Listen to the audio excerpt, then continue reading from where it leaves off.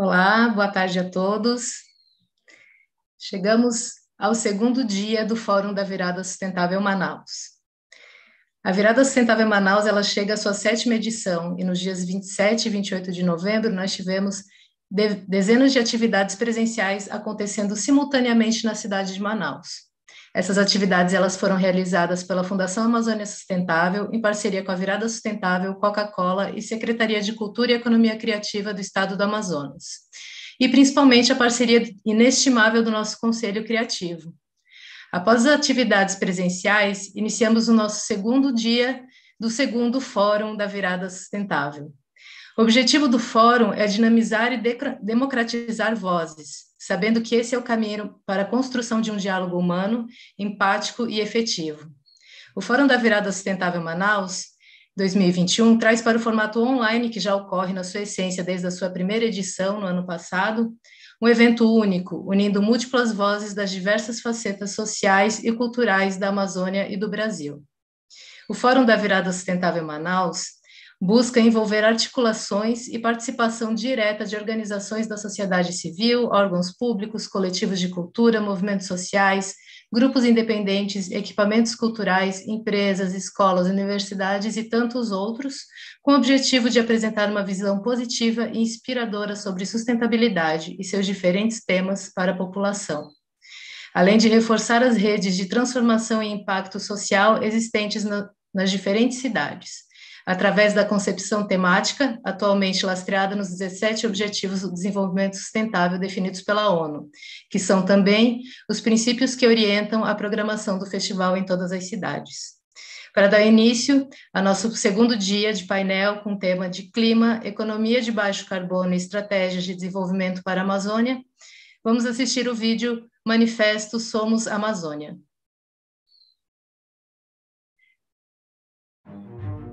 Existe um mundo possível sem a floresta amazônica? A Amazônia é a floresta, mas não só.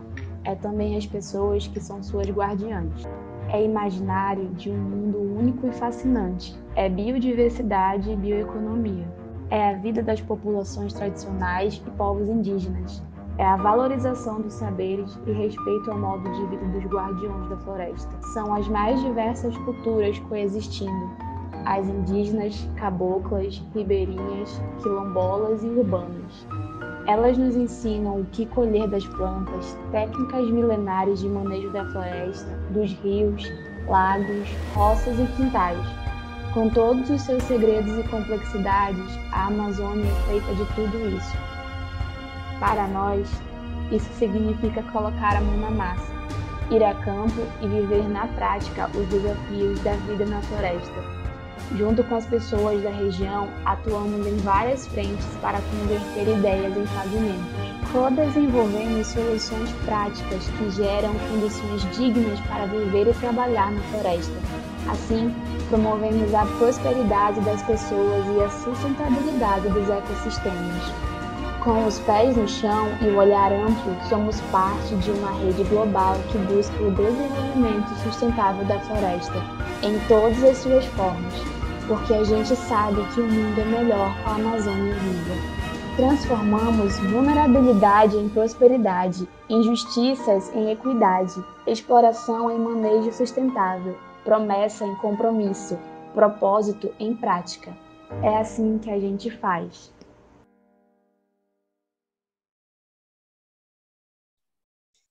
Para o painel de hoje sobre economia de baixo carbono e estratégias de desenvolvimento para a Amazônia, esse debate vai trazer a perspectiva e estratégia para a redução de emissão de gases do efeito estufa na região amazônica, com foco no desenvolvimento de uma economia verde de base florestal no bioma. Para isso, teremos como moderação Raíza Soares, que é assessora na equipe de baixo carbono do ICLEI na América do Sul e trabalha ativamente na elaboração e implementação de projetos nacionais e internacionais de mitigação à mudança climática. É administradora pela FEARP-USP, mestre em Ciências Ambientais pela UASLP do México, em Gestão de Recursos Naturais em Desenvolvimento em Colônia, na Alemanha. Além disso, teremos como painelistas Jamile Nunes, que é comunicadora do GT de Gênero e Clima do Observatório do Clima Manauara, militante das causas indígenas e LGBT, poeta e pesquisadora de relações raciais. Também faz parte da Open Knowledge Brasil, uma das organizações responsáveis pelo Diário do Clima.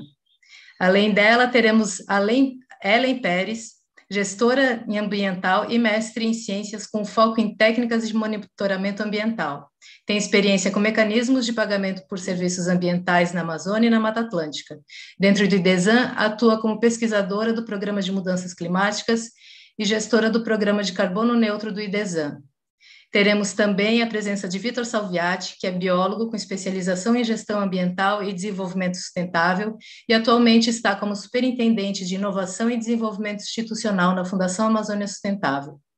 E lidera as áreas de pesquisa, desenvolvimento e inovação, comunicação institucional e desenvolvimento de parcerias e captação de recursos. Sejam todos bem-vindos. Raíza, agora é com você. Muito obrigada, Cristine. Boa noite a todos. Primeiramente, obrigada pelo convite. É um prazer e uma alegria para a gente estar aqui, mediando esse painel sobre um tema tão importante, tão relevante, né, que é a bioeconomia e formas de baixo carbono, de economia de baixo carbono no território amazônico.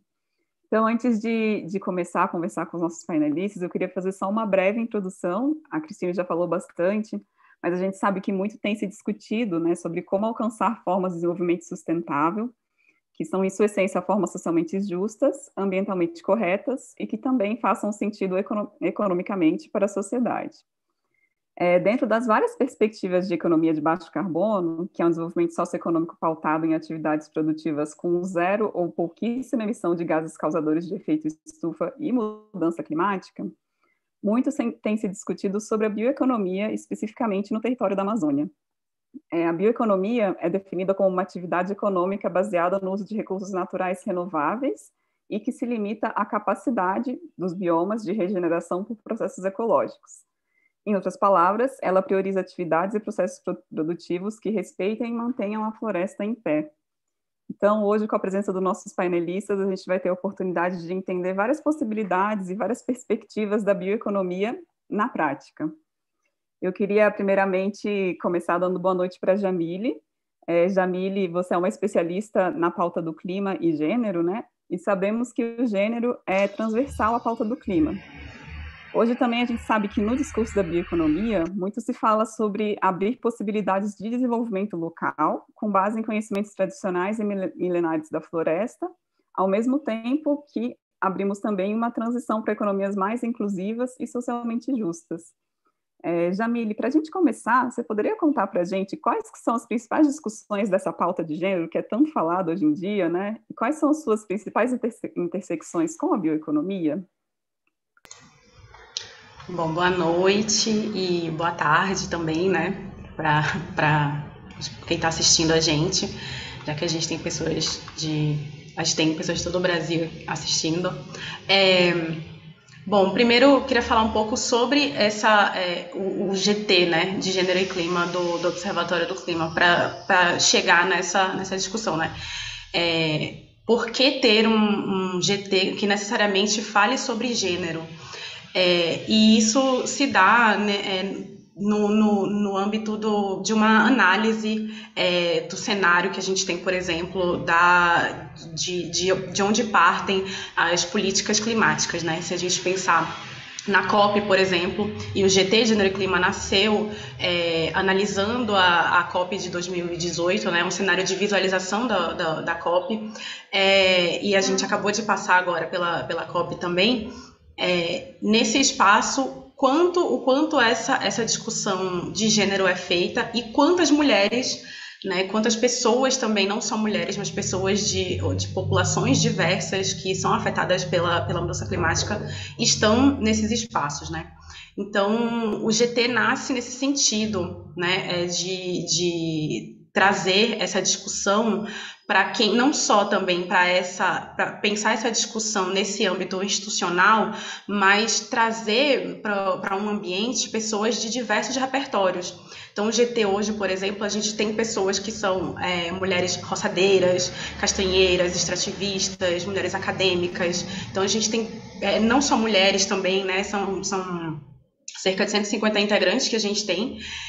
Então, esse espaço, ele congrega todos esses conhecimentos, né, em um lugar de discussão em que a gente não pretende, por exemplo, colocar uma discussão técnica acima, por exemplo, né, hierarquizar essa discussão acima do conhecimento, por exemplo, de quem está na floresta, de quem trabalha com a floresta e mantém a floresta de pé. A partir disso também, a nossa proposta é pensar e olhar a questão do clima através de uma perspectiva interseccional.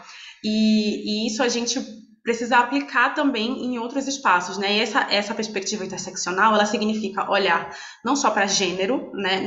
E gênero também não significa só pensar em mulheres, mas também pensar em raça e classe, né? Então, qual a cor das pessoas que estão fazendo essas discussões, que estão pensando essas soluções também nas políticas climáticas, e de que classe elas são. Então, por isso é importante a gente ter essa amálgama de pessoas que vêm de experiências diferentes, para que todo mundo traga não só as problemáticas que enfrentam, mas também as soluções que já existem, né? Porque as mulheres, né, as pessoas que são subrepresentadas nesses espaços, elas são muitas vezes colocadas como populações vulneráveis, né? E aí até o uso da palavra vulneráveis a gente pode repensar e pensar vulnerabilizadas, porque é uma consequência, né? A vulnerabilização é uma consequência. E aí essa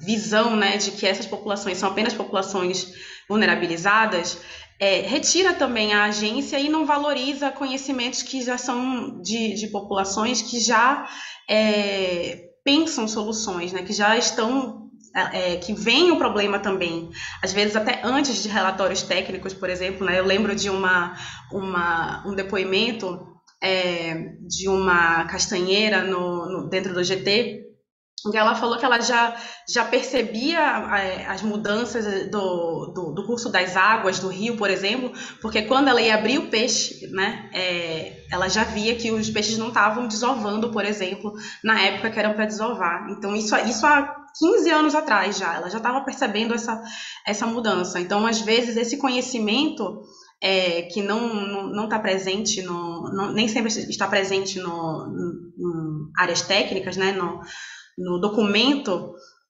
já faz parte de um repertório de mulheres que estão na floresta há bastante tempo, né? Então, o GT nasce nesse sentido. E aí, quando a gente fala também, quando a gente passa, né, de uma discussão que não só desse conhecimento empírico, desse conhecimento da floresta, quando a gente começa a falar dos espaços em que são pensadas as políticas climáticas, em que são pensadas as soluções para uma economia de baixo carbono, né, essa transição, essas soluções que podem reduzir a emissão de gases de efeito estufa no Brasil, por exemplo. E aí a gente sabe que essas emissões, elas são primariamente a partir do desmatamento. Esses espaços de decisão, eles também, às vezes, até quando as mulheres estão presentes nele, né? E aí eu vou pegar, por exemplo, o exemplo da COP, né? A COP teve 45% de participação de mulheres, mas essas mulheres não estavam na mesa de negociação, elas estavam na organização do evento, em atividades, às vezes, de organizações da sociedade civil.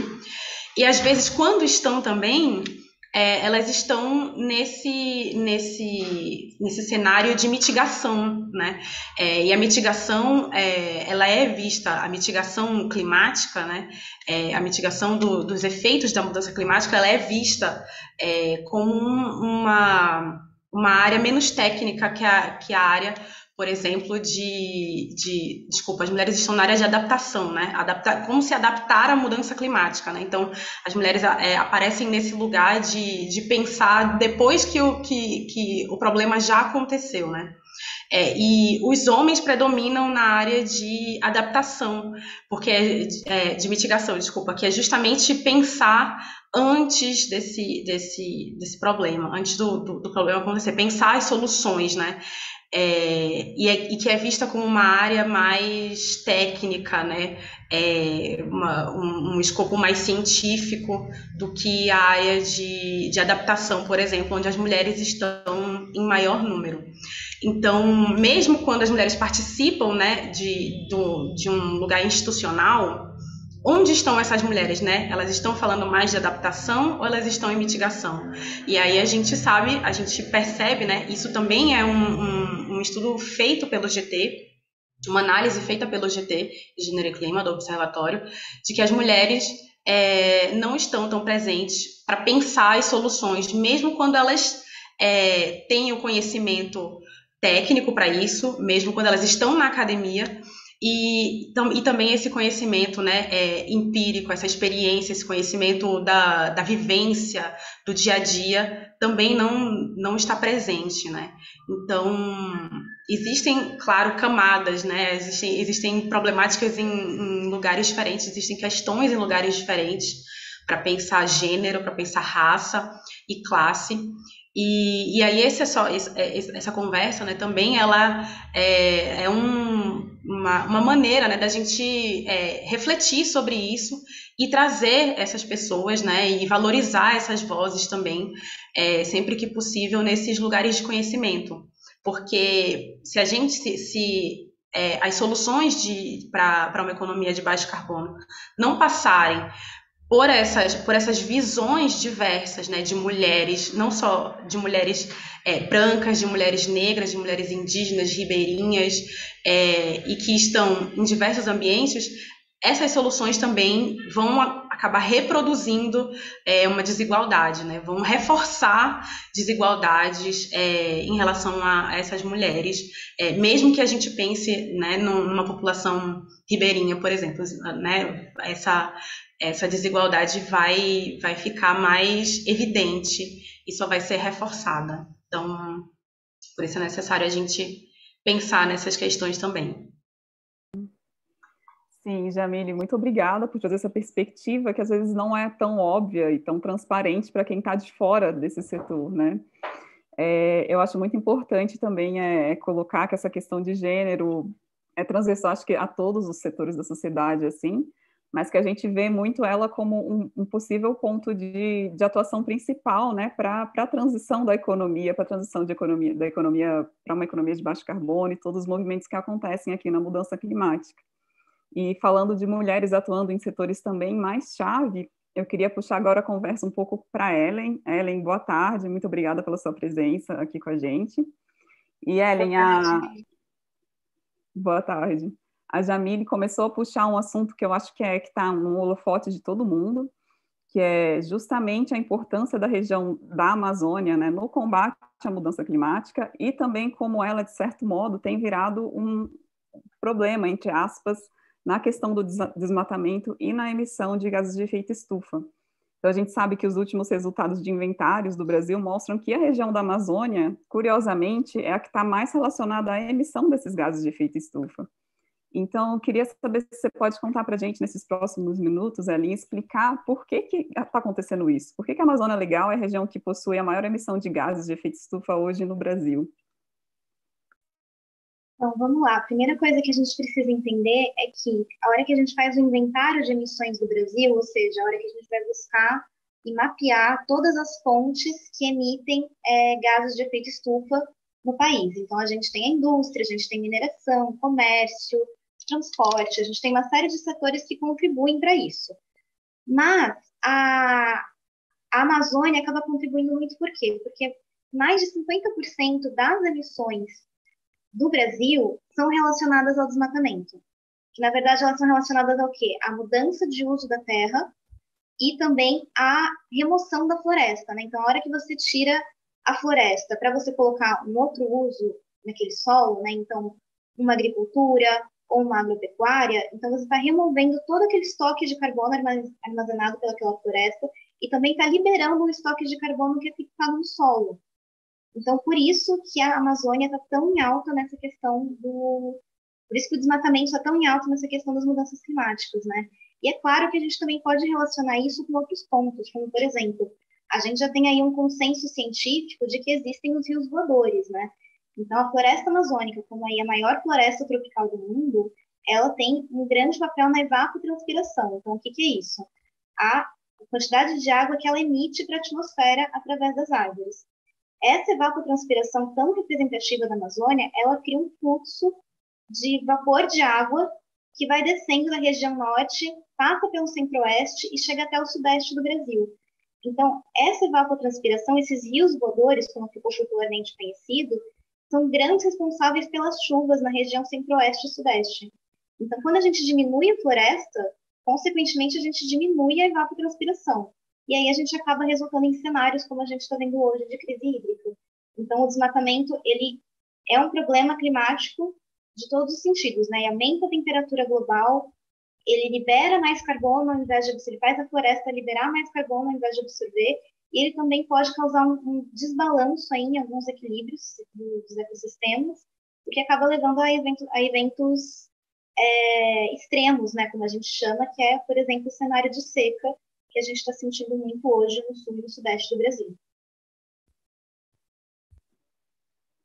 Sim, Ellen, obrigada pela explicação tão didática, né? Às vezes não é tão fácil entender, assim, para a gente que está de fora e não enxerga o território como você tem essa visão.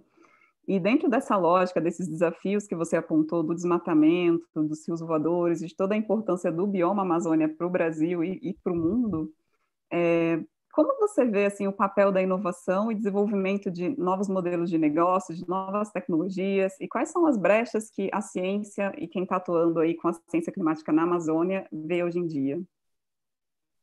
Claro, com certeza. Hoje em dia não tem como a gente não falar de um desenvolvimento sem que ele seja sustentável, né? A economia de baixo carbono, há pouco tempo atrás ela era um diferencial, depois ela passou a ser desejável e hoje em dia ela é fundamental, né? Ela é necessária.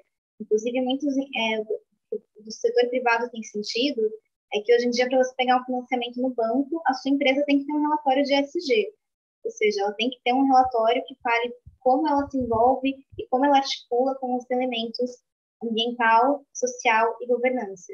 Então, hoje já é uma prática comum, hoje já não dá mais para a gente ignorar esse assunto ou tratar ele como um diferencial extra. Hoje ele é fundamental.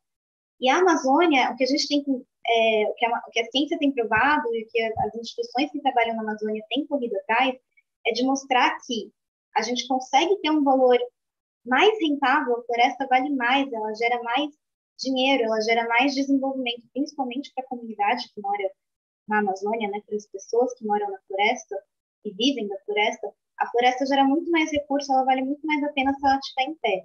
É a famosa entre os produtos da sociobiodiversidade, né, as cadeias de sociobiodiversidade, a valorização da floresta em pé. E hoje em dia a gente tem diversos recursos para fazer isso, né? A gente pode partir aí diretamente de um programa de pagamentos por serviços ambientais, então onde, por exemplo, um produtor rural vai deixar de desmatar uma área que ele poderia abrir, ele vai manter aquela área intacta ou vai até restaurar aquela área e vai receber um valor, um incentivo por isso, né? Um custo de oportunidade que a gente chama, né? Então, o pagamento por serviços ambientais ele é baseado na lógica de que quem pode prestar um serviço ambiental, né, por exemplo, um produtor rural, ele vai ser compensado, ele vai ter o custo de oportunidade dele compensado para poder estar prestando aquele serviço. Né? Então, em vez dele abrir uma área para colocar uma agricultura, por exemplo, e aí ele viver da renda dessa agricultura, ele mantém essa floresta preservada, ele pode até fazer uma restauração nessa área e ele vai receber incentivos econômicos, fiscais, para tudo isso. Uma outra coisa que a gente tem visto muito é o desenvolvimento de sistemas agroflorestais, né? Essa tem sido aí a grande sacada, né? O meio pelo qual muitas instituições estão trabalhando, inclusive nós do IDESAN, é uma aposta muito forte que a gente tem, são sistemas agroflorestais, que basicamente o que são esses sistemas, né? Eles vão estar integrando floresta com agricultura. Então, a hora de eu fazer a restauração de uma área, ao invés de eu plantar só floresta, eu vou intercalar essa floresta, essas árvores, com espécies agrícolas e espécies de interesse econômico. Porque, além de eu vou estar promovendo a restauração desse ambiente, eu vou estar gerando serviços ecossistêmicos, como, por exemplo, um crédito de carbono, tá bom? E vou conseguir gerar produtos, né? Então, esse SAF, ele vai ser uma área também produtiva, não só uma área restaurada. Então, você pode apostar em uma cadeia de cacau, uma cadeia de açaí, produtos clássicos amazônicos que estão ganhando aí muito mundo, estão ficando muito famosos. Mas você também pode apostar em espécies, por exemplo, como a mandioca, a banana, que são bases alimentares fundamentais para a região da Amazônia, né? Para as culturas que moram na Amazônia têm esses alimentos como base fundamental.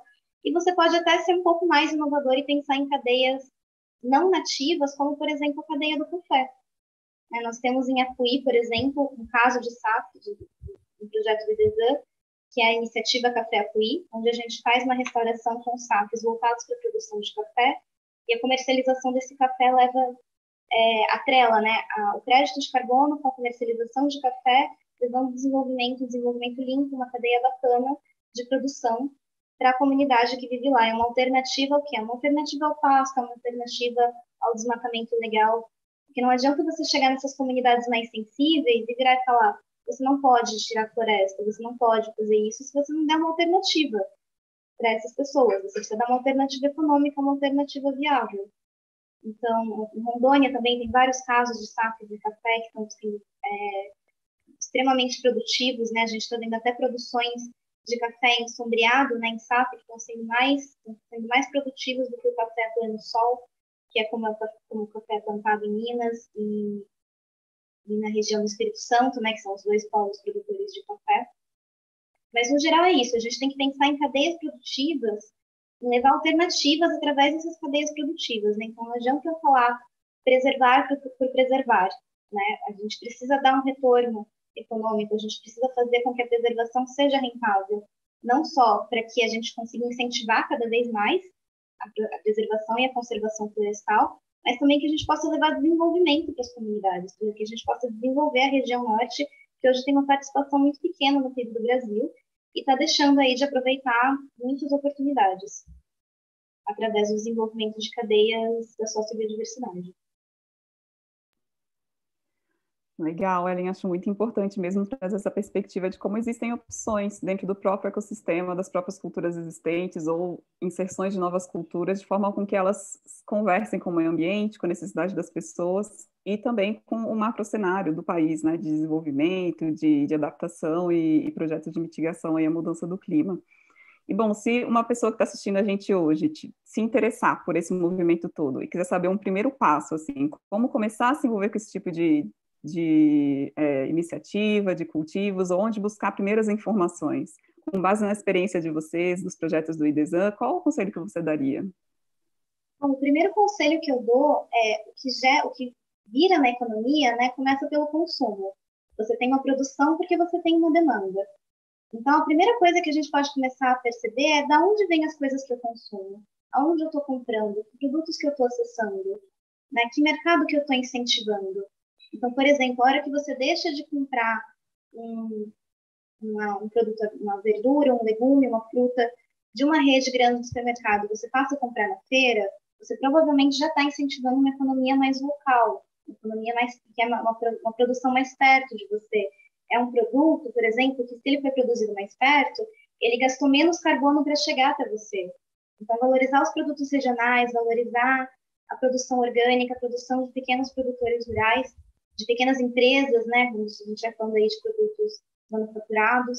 Então, isso é muito importante. Então, primeiro, se atentar e mapear o seu consumo, entender de onde você vem, porque a gente precisa entender que quando um produto chega na nossa mão, ele não veio de qualquer lugar, né? Tem água naquele produto, tem carbono naquele produto, tudo que para produzir aquilo foi gerado água, foi gasto carbono, foi gasto esforço, recursos para ele chegar até você. Então, quanto menor for a pegada desses produtos, mais interessante, menos impacto o seu consumo vai estar causando. E outra coisa também que é bem bacana de fazer, que é um exercício muito revelador, é você fazer o seu próprio inventário de emissões. Então, qual é a sua pegada individual de carbono? Qual é a pegada da Ellen? Qual é a pegada da Rita? E aí existem hoje diversos mecanismos online para fazer isso super simples. O próprio DESAN tem uma calculadora online de emissões que é voltada para a pessoa física, mas tem também várias outras instituições que trabalham com isso. Se você colocar aí calculadora de emissões no seu buscador, aí você com certeza vai encontrar algumas opções. E aí essas calculadoras vão te perguntar o quanto você anda de carro ou de moto, qual combustível você usa, quantas viagens de avião você faz por ano, qual que é o seu consumo de gás, qual que é o seu consumo de energia. E aí ele vai converter todos esses seus hábitos de consumo para emissões de carbono. E aí você vai ter a sua pegada de carbono. Isso também é muito interessante para a gente se conscientizar de qual que é a nossa parte, né? Qual que é a nossa pegada.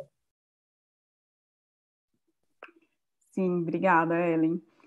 Bom, a gente está falando aqui, então, de como é importante a gente ser consciente do nosso consumo, das empresas que a gente escolhe, e a gente sabe que na pauta de desenvolvimento de negócios, de mudanças sistêmicas, as políticas têm um papel muito fundamental para a abertura e para guiar essas novas possibilidades, né? Um tema que eu não queria deixar passar em branco, que a Jamile citou, que você também citou, é justamente a COP26, que acabou de acontecer, e acho imprescindível citar ela aqui também. Hoje nós temos a sorte de ter uma pessoa que acabou de voltar de Glasgow, que foi o Vitor. Vitor, você acompanhou de pertinho, então, né, os eventos dessa grande conferência climática, que foi tão coberta pela mídia também, e tem uma importância fundamental para a definição dos caminhos da própria bioeconomia e do desenvolvimento do território amazônico aqui no Brasil. Primeiro, então, boa tarde, seja bem-vindo, obrigada por estar aqui. Você podia explicar brevemente para o pessoal o que é a COP, em linhas gerais, assim, e contar para a gente o que você viu lá na pauta de bioeconomia, nos eventos bilaterais, nas discussões centrais? Perfeito, Raíssa. Boa tarde, boa noite a todas e a todos. Primeiramente, sobre a COP, a sua primeira pergunta, ela é um trilho de discussão diplomático, né? Agora, na Escócia, em Glasgow, foi a 26ª edição, a 26ª reunião, onde todos os países ligados à ONU, mais de 196 países, discutem temas muito interessantes e muito relevantes, nesse caso específico, a COP do clima, para as questões climáticas, tanto que a Ellen e a Jamile trouxeram. Existem outras conferências das partes, COP vem desse acrônimo, que discute biodiversidade, por exemplo, o que acontece a cada 2 anos.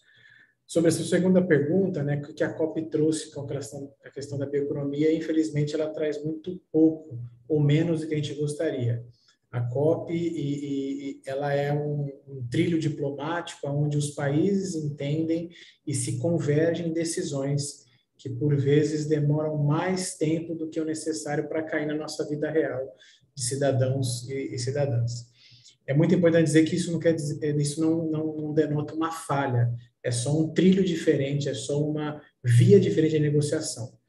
Ainda sobre a COP, eu trago a 3 pontos muito interessantes que saíram da decisão de lá.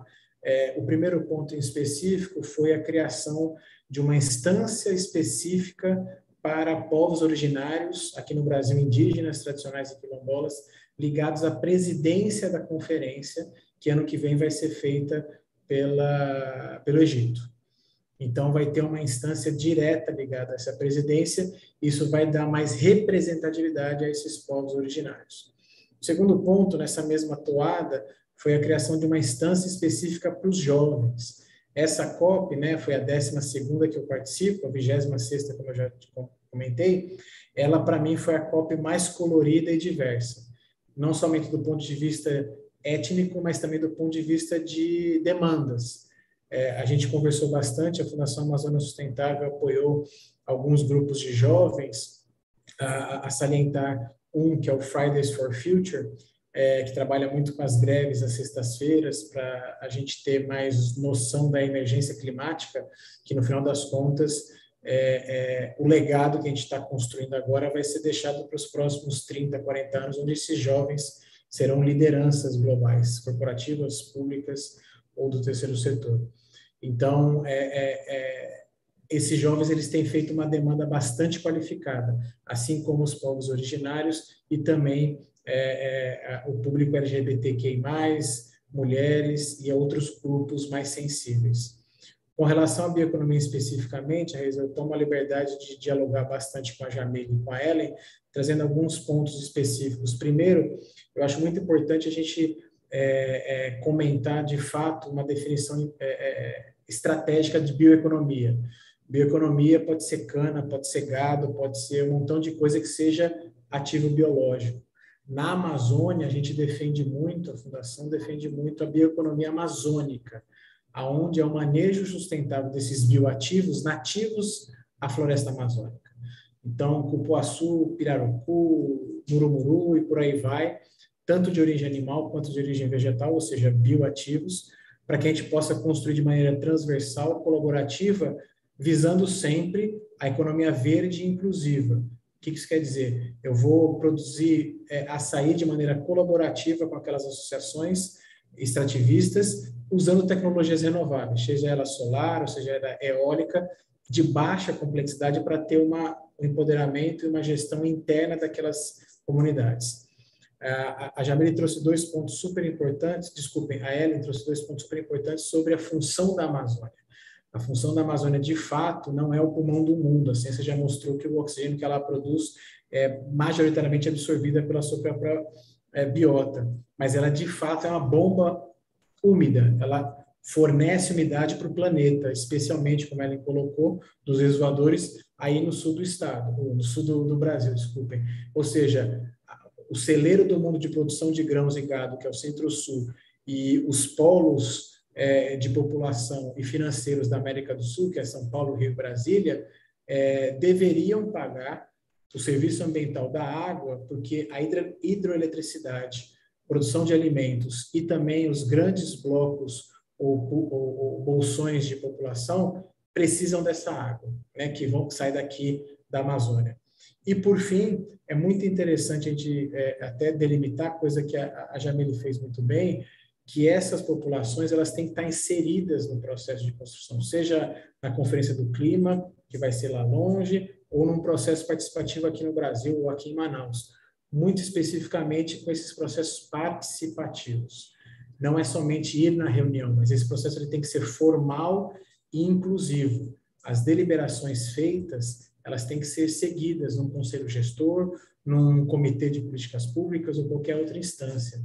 E a Fundação ela trabalha muito isso, muito em parcerias com o ICLEI, com o IDESAN, com o Instituto Centro Vida no Mato Grosso. Então, é uma rede de organizações, junto com a política pública e governos subnacionais, que faz com que impulsione essa visão mais moderna da bioeconomia na Amazônia.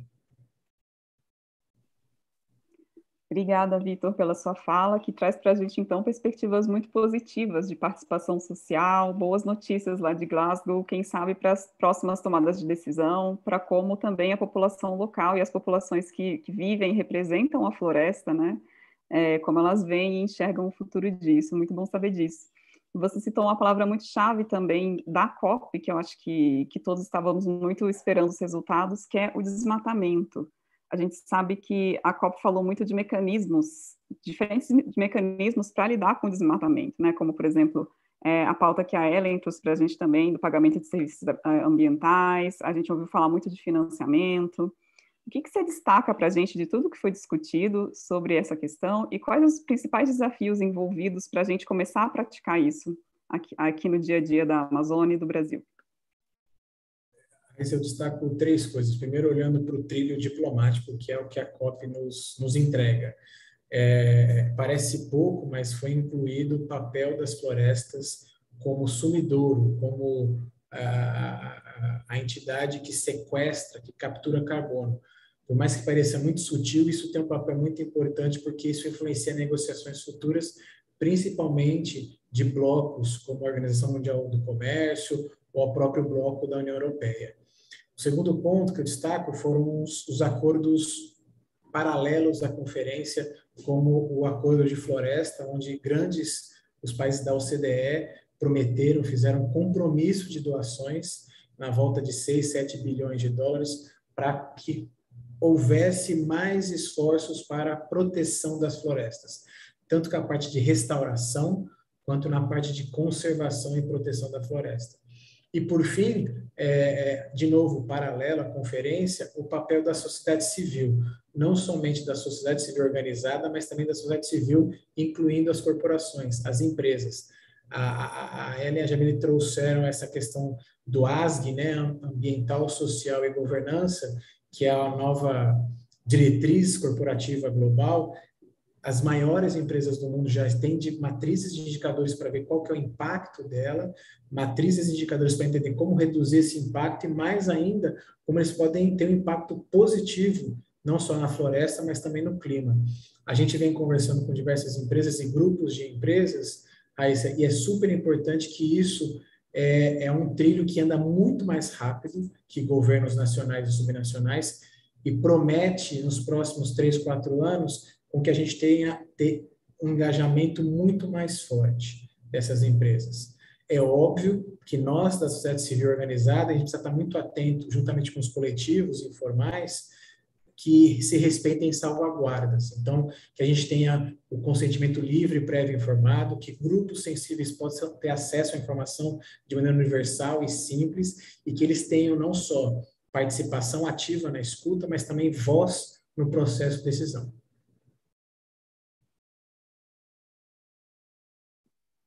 Sim, muito obrigada, Vitor. Queria aproveitar o gancho e também convidar todo mundo a conhecer um projeto que o ICLEI realiza com a FAS, né, que é chamado Amazônia pelo Clima, onde a gente está em processo de elaborar justamente um diagnóstico de políticas e mecanismos de financiamento vindo do setor privado, também de outros setores, para ação climática local. O ICLEI atua muito aqui com os governos locais da região e a gente leva muito essa palavra para ele. Mas, enfim, gostaria de convidar todos a conhecer e enxergar essas perspectivas de financiamento a partir de diversas fontes, né, que são tão importantes e trazem tantas perspectivas também para quem está interessado nessa temática. Bom, pessoal, nosso tempo infelizmente é curto, então já caminhando aqui para um bloco final da nossa discussão, eu gostaria de agradecer todas as falas desse painel aqui. Acho que a gente conseguiu dar uma pinceladinha em diferentes perspectivas, né? A Jamile trouxe ali interessantíssimos pontos sobre como mulheres, como diferentes gêneros, diferentes cores têm que ter uma inclusão nessa pauta, e não só de uma perspectiva observadora ou organizadora, né, de uma perspectiva mais interna aí da tomada de decisão, que foi reforçada por um ponto positivo do Vitor com notícias da COP, que provavelmente isso vai ser fortificado e que as decisões diplomáticas estão olhando mais para esse aspecto. Também achei muito legal a costura que a gente conseguiu fazer aqui com a fala da Ellen, de qual a importância da Amazônia ali para a região, já com perspectivas científicas, como a bioeconomia pode se desenvolver dentro do que já existe de cultivos, e como disse Vitor também, a importância da gente também olhar para diferentes cultivos, mas priorizar a bioeconomia amazônica local já existente, né, com as espécies existentes, com o que já é feito tradicionalmente pelas populações. Eu acho importante destacar também uma fala que o Vitor colocou aqui e também provocar e convidar todos que estão assistindo a se envolverem com a pauta climática, desde a organização que vocês estão, ou como pessoas físicas que vocês estão, como a Ellen colocou, tem diferentes maneiras da gente começar a se envolver e se engajar com a pegada ecológica, com o impacto que tudo que a gente faz tem hoje em dia. E dizer, né, que embora que a gente venha de diferentes organizações e perspectivas, a ação pela mudança climática é conjunta e é extremamente necessária em todos os setores e níveis do território. Hoje em dia se fala de uma grande concertação da Amazônia, que é justamente uma rede que está por trás de todas as ações, de todas as pautas sociais, ambientais, econômicas da Amazônia, para a gente conseguir guiar esse desenvolvimento para os rumos que a gente quer ver no futuro, não seguir só uma corrente que a gente já percebe que está nos levando para lugares não muito desejados. Então, bom, queria agradecer aqui o convite para a mediação e também abrir esse espaço agora final para considerações finais por parte de vocês, os nossos panelistas, começando pela Jamile, Ellen e Vitor, seguindo a mesma sequência, para a gente encerrar.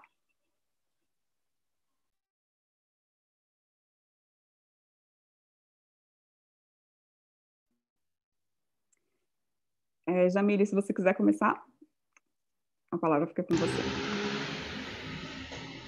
Obrigada. A internet deu uma engasgada aqui bem agora.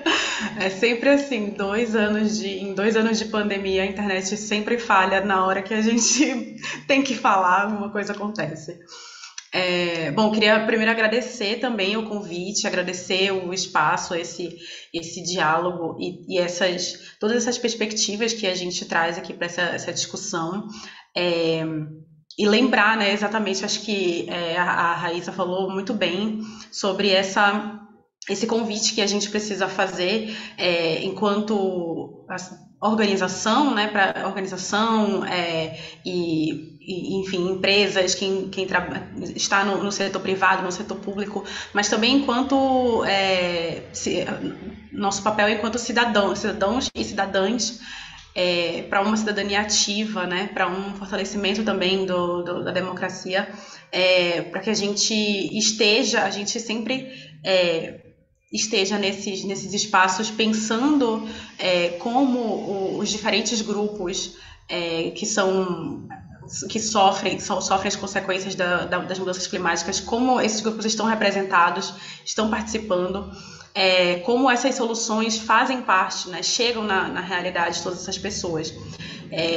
Muitas vezes a gente ouve essa frase, né, de que o Brasil é um país continental, e um país dessa dimensão mesmo tem muitas vozes, uma multiplicidade de experiências e de grupos, populações que sofrem essas consequências de maneiras diferentes. Então, só com a presença dessas pessoas, dessas vozes, como o Vitor falou, nas decisões também, que a gente vai ouvindo também essas contribuições, só dessa forma que a gente vai caminhar mesmo para até tentar frear essas mudanças que já estão acontecendo, né?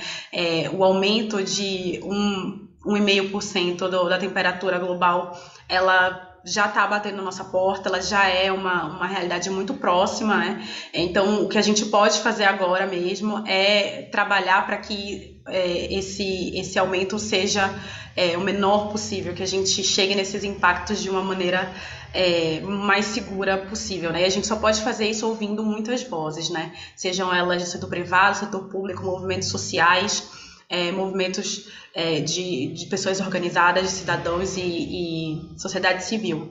Então, eu só tenho a reforçar esse convite também e a agradecer, e também chamar vocês para conhecerem esse trabalho do GT de Gênero e Clima, do Observatório do Clima, que a gente também quer justamente democratizar essa discussão e levar essa discussão, às vezes, até para a sala de aula, né, para as crianças. O Vitor falou, e realmente essa COP ela foi muito marcada pela presença da juventude. Essa pressão da juventude ela é muito importante também, e a gente levando essa discussão, lógico, né, com outros termos, né, outros materiais, mas a gente levando essa discussão para todos os espaços possíveis, a gente só tem a ganhar. E lá no hot site do GT a gente tem um infográfico que a gente fala um pouco também sobre essa intersecção de gênero e clima, por que falar sobre isso, inclusive com um infográfico para colorir. Então a gente quer mesmo levar essa discussão para o máximo de pessoas possível, né? E sensibilizar, né? Acho que essa é uma palavra importante também. Então agradeço e boa noite. Coicatura